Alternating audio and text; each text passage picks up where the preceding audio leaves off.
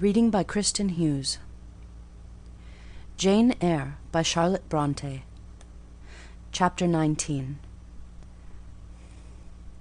The library looked tranquil enough as I entered it, and the Sibyl, if Sibyl she were, was seated snugly enough in an easy-chair at the chimney-corner.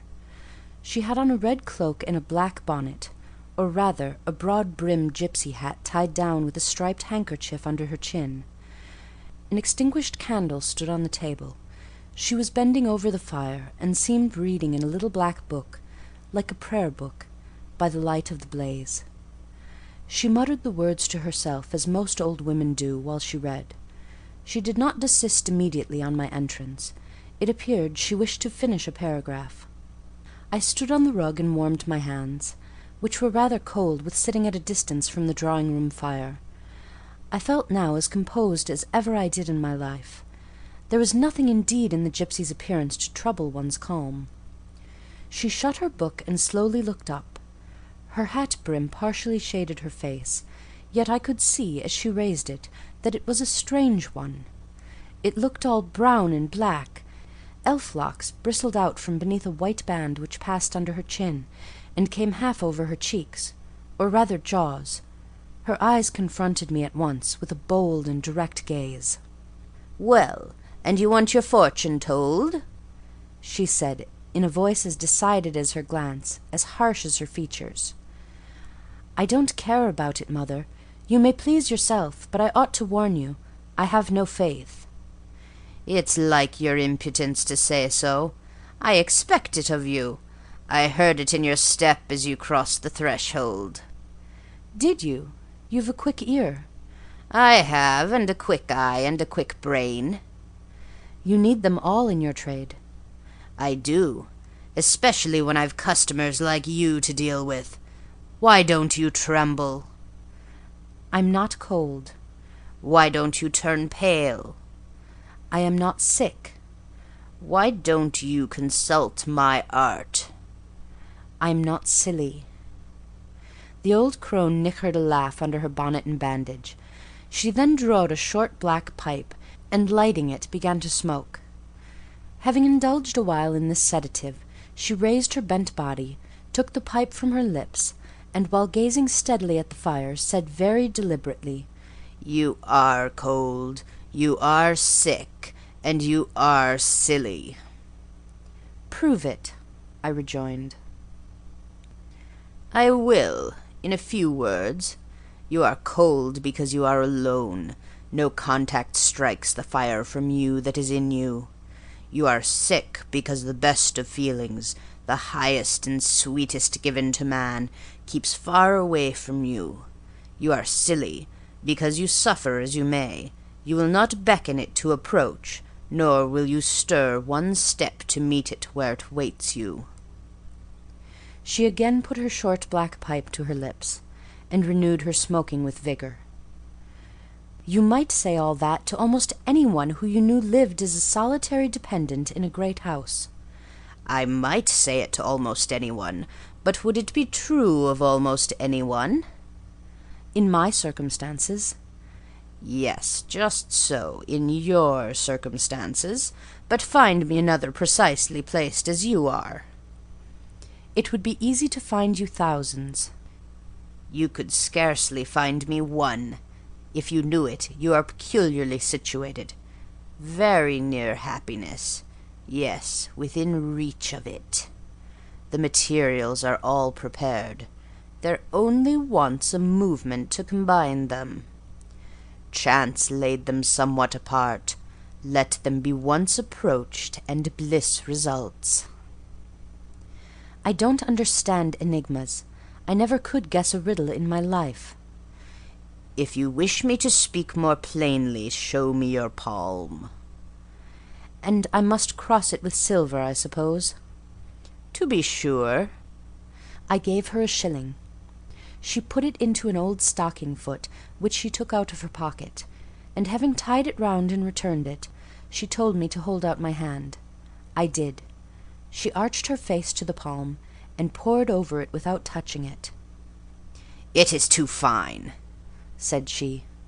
"I can make nothing of such a hand as that. almost without lines. Besides, what is in a palm?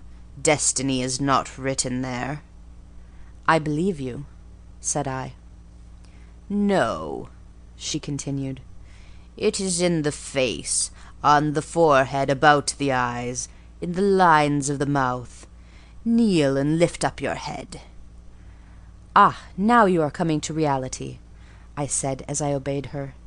"I shall begin to put some faith in you presently." I knelt within half a yard of her. She stirred the fire, so that a ripple of light broke from the disturbed coal. The glare, however, as she sat, only threw her face into deeper shadow. Mine it illumined. "I wonder with what feelings you came to me tonight," she said, when she had examined me a while.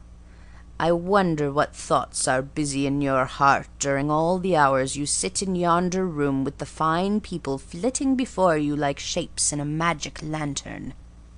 Just as little sympathetic communion passing between you and them as if they were really mere shadows of human forms, and not the actual substance." "I feel tired often, sleepy sometimes, but seldom sad." "Then you have some secret hope to buoy you up and please you with whispers of the future?" "Not I. The utmost I hope is to save enough money out of my earnings to set up a school some day in a little house rented by myself." "A mean nutriment for the spirit to exist on, and sitting in that window-seat. You see, I know your habits." "You have learned them from the servants." "Ah! You think yourself sharp. Well, perhaps I have. To speak truth, I have an acquaintance with one of them, Mrs. Poole." I started to my feet when I heard the name. "You have you?" thought I. "There is diablerie in the business after all, then." "Don't be alarmed," continued the strange being. "She is a safe hand, is Mrs. Poole, close and quiet. Anyone may repose confidence in her. But as I was saying, sitting in that window-seat, do you think of nothing but your future school? Have you no present interest in any of the company who occupy the sofas and chairs before you? Is there not one face you study, one figure whose movements you follow with at least curiosity?" "I like to observe all the faces and all the figures." "But you never single one from the rest? Or it may be two?"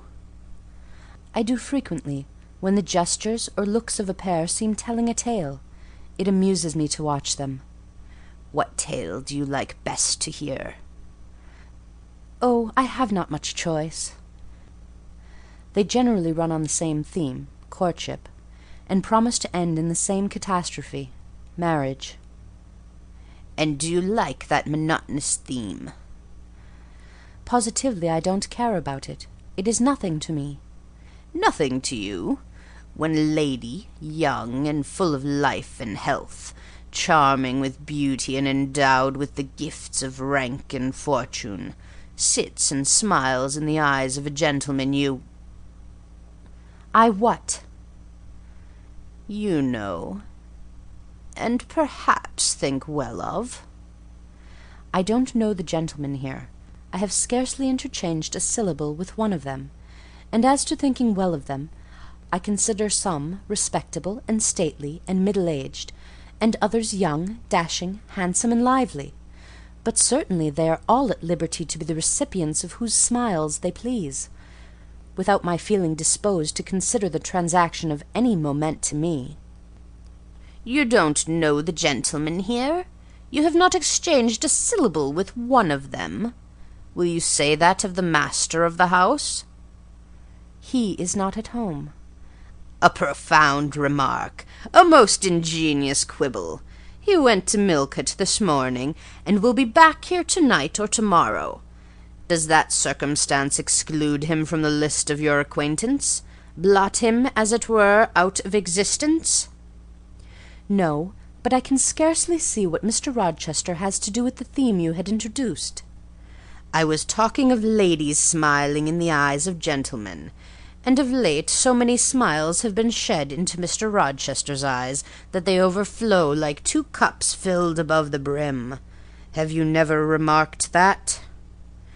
Mr. Rochester has a right to enjoy the society of his guests. No question about his right, but have you never observed that, of all the tales told here about matrimony, Mr. Rochester has been favoured with the most lively and the most continuous? The eagerness of a listener quickens the tongue of a narrator. I said this rather to myself than to the gipsy, whose strange talk, voice, manner, had by this time wrapped me in a kind of dream. One unexpected sentence came from her lips after another, till I got involved in a web of mystification, and wondered what unseen spirit had been sitting for weeks by my heart, watching its workings, and taking record of every pulse. "Eagerness of a listener," repeated she. "Yes, Mr. Rochester has sat by the hour, his ear inclined to the fascinating lips that took such delight in their task of communicating, and Mr. Rochester was so willing to receive and looked so grateful for the pastime given him. You have noticed this?" Grateful? I cannot remember detecting gratitude in his face. Detecting? You have analysed, then, and what did you detect, if not gratitude? I said nothing. You have seen love, have you not? And looking forward, you have seen him married, and beheld his bride happy? Not exactly. Your witch's skill is rather at fault sometimes. What the devil have you seen, then? Never mind. I came here to inquire, not to confess. Is it known that Mr. Rochester is to be married? Yes, and to the beautiful Miss Ingram. Shortly? Appearances would warrant that conclusion, and no doubt, though with an audacity that wants chastising out of you, you seem to question it, they will be a superlatively happy pair. He must love such a handsome, noble, witty, accomplished lady, and probably she loves him, or, if not his person, at least his purse. I know she considers the Rochester estate eligible to the last degree, though, God pardon me, I told her something on that point about an hour ago which made her look wondrous grave. The corners of her mouth fell 1/2 an inch. I would advise her blackaviced suitor to look out. If another comes with a longer or clearer rent-roll, he's dished. But, mother, I did not come to hear Mr. Rochester's fortune. I came to hear my own, and you have told me nothing of it. Your fortune is yet doubtful. When I examined your face, one trait contradicted another. Chance has meted you a measure of happiness, that I know. I knew it before I came here this evening. She has laid it carefully on one side for you. I saw her do it. It depends on yourself to stretch out your hand and take it up, but whether you will do so is the problem I study. Kneel again on the rug. Don't keep me long. The fire scorches me. I knelt. She did not stoop towards me, but only gazed, leaning back in her chair. She began muttering. The flame flickers in the eye shines like dew. It looks soft and full of feeling. It smiles at my jargon. It is susceptible. Impression follows impression through its clear sphere. Where it ceases to smile, it is sad. An unconscious lassitude weighs on the lid. That signifies melancholy resulting from loneliness. It turns from me. It will not suffer further scrutiny. It seems to deny by a mocking glance the truth of the discoveries I have already made. To disown the charge of both sensibility and chagrin, its pride and reserve only confirm me in my opinion. The eye is favourable. As to the mouth, it delights at times in laughter. It is disposed to impart all that the brain conceives. though I dare say it would be silent on much the heart experiences. Mobile and flexible, it was never intended to be compressed in the eternal silence of solitude. It is a mouth which should speak much and smile often, and have human affection for its interlocutor. That feature is too propitious. I see no enemy to a fortunate issue but in the brow, and that brow professes to say, I can live alone if self-respect and circumstance require me so to do. I need not sell my soul to buy bliss. I have an inward treasure born with me, which can keep me alive if all extraneous delights should be withheld, or offered only at a price I cannot afford to give. The forehead declares, reason sits firm and holds the reins, and she will not let the feelings burst away and hurry her into wild chasms. The passions may rage furiously, like true heathens as they are, and the desires may imagine all sorts of vain things, but judgment shall still have the last word in every argument, and the casting vote in every decision. Strong wind, earthquake, shock, and fire may pass by, but I shall follow the guiding of that still small voice which interprets the dictates of conscience. Well said, forehead. Your declaration shall be respected. I have formed my plans, right plans I deem them, and in them I have attended to the claims of conscience, the counsels of reason. I know how soon youth would fade and the bloom perish, if, in the cup of bliss offered, but one dreg of shame, or one flavour of remorse were detected. And I do not want sacrifice, sorrow, disillusion. Such is not my taste. I wish to foster, not to blight, to earn gratitude, not to wring tears of blood, no, nor of brine. My harvest must be in smiles, in endearments, in sweet. That will do. I think I rave in a kind of exquisite delirium. I should wish now to protract this moment ad infinitum, but I dare not. So far I have governed myself thoroughly. I have acted as I inwardly swore I would act, but further might try me beyond my strength. Rise, Miss Eyre, leave me, the play is played out. Where was I? Did I wake or sleep? Had I been dreaming? Did I dream still? The old woman's voice had changed, her accent, her gesture, and all were familiar to me as my own face in a glass, as the speech of my own tongue. I got up, but did not go. I looked. I stirred the fire, and I looked again. But she drew her bonnet and her bandage closer about her face, and again beckoned me to depart. The flame illuminated her hand stretched out. Roused now, and on the alert for discoveries, I at once noticed that hand. It was no more the withered limb of an eld than my own. It was a rounded, supple member, with smooth fingers symmetrically turned. A broad ring flashed on the little finger, and stooping forward, I looked at it, and saw a gem I had seen 100 times before. Again I looked at the face, which was no longer turned from me. On the contrary, the bonnet was doffed, the bandage displaced, the head advanced. "Well, Jane, do you know me?" asked the familiar voice. "Only take off the red cloak, sir, and then—" "But the string is in a knot. Help me." "Break it, sir." "There, then, off, ye lendings!" And Mr. Rochester stepped out of his disguise. "Now, sir, what a strange idea!" "But well carried out, eh? Don't you think so?" "With the ladies you must have managed well." "But not with you?" "You did not act the character of a gipsy with me." "What character did I act? My own?" "No, some unaccountable one. In short, I believe you have been trying to draw me out, or in. You have been talking nonsense to make me talk nonsense. It is scarcely fair, sir."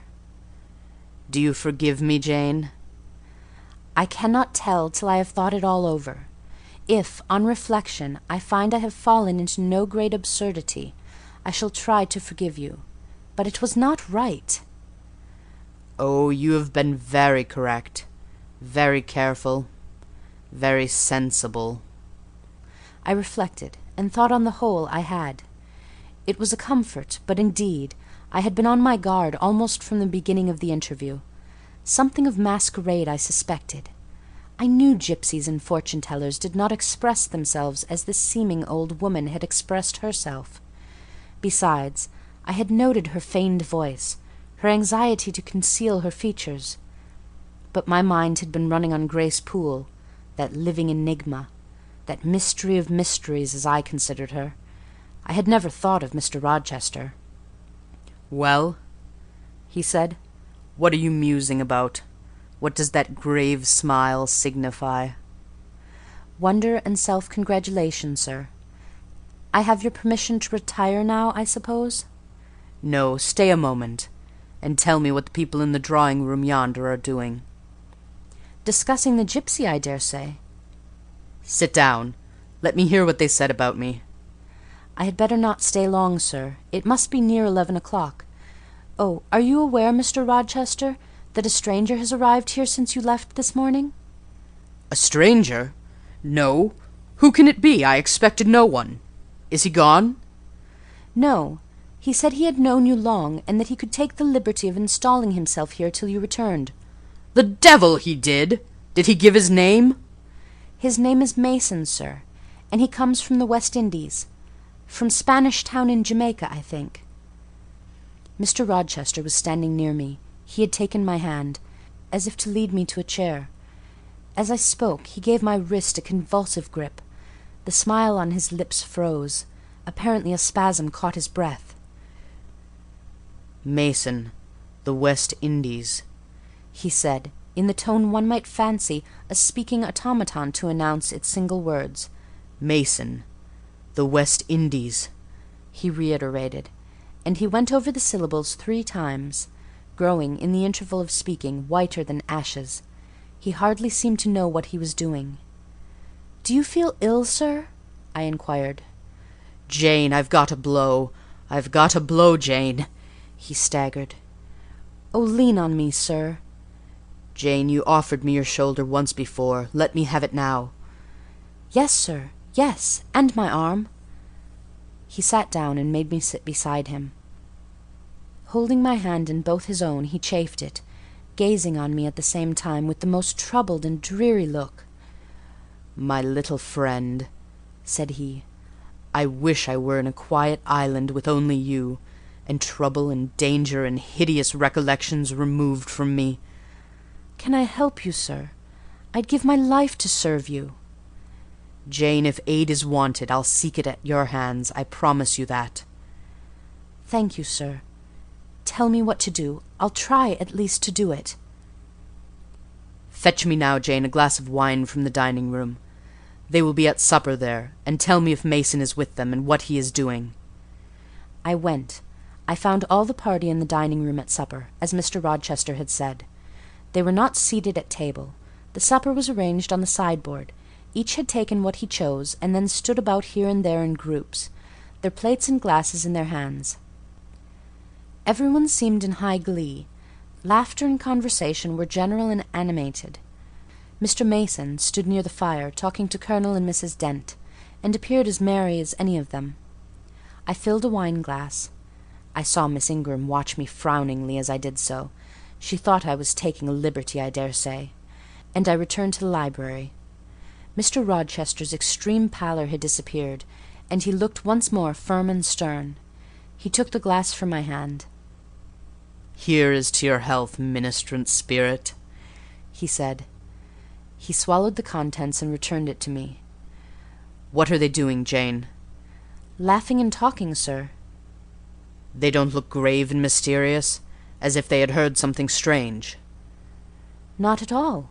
They are full of jests and gaiety." "And Mason?" "He was laughing too."